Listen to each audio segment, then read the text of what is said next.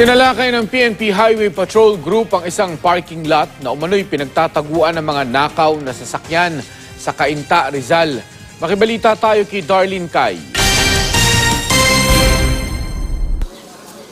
Mistulang ordinaryong garahe o parking lot ang bakanteng lote na ito sa loob ng isang village sa barangay San Andres, Cainta, Rizal. Yun pala, taguan ito ng mga nakaw umanong sasakyan. Sa bisa ng search warrant, sinalakay ng PNP Highway Patrol Group ang bakanteng lote na ito kaninang madaling araw. Tumambad sa mga otoridad ang 17 iba't ibang klase ng mga sasakyan gaya ng van, SUV at pick-up. Emosyonal naman ang isa sa mga complainant nang makita ang kanyang sasakyan.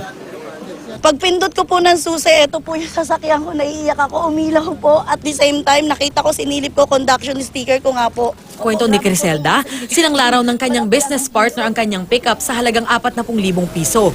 Pero hindi niya na raw ito matubos mula sa pinagsanglaan hanggang sa naipasa na raw sa 5 tao.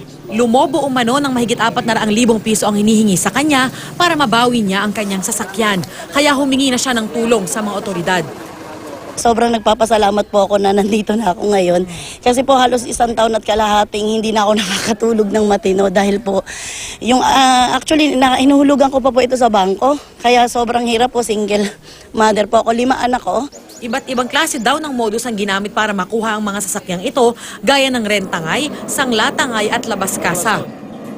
Yung sa casino, yung mga sinasangla ron, yung pinagsasanglaan naman, yun sa dami ng sakyan. So pag sinangla sa kanya, isasalya rin na mas mataas. Marami sa online. Online na yung mga assume balance. Wala silang naabutang sino man sa garahe.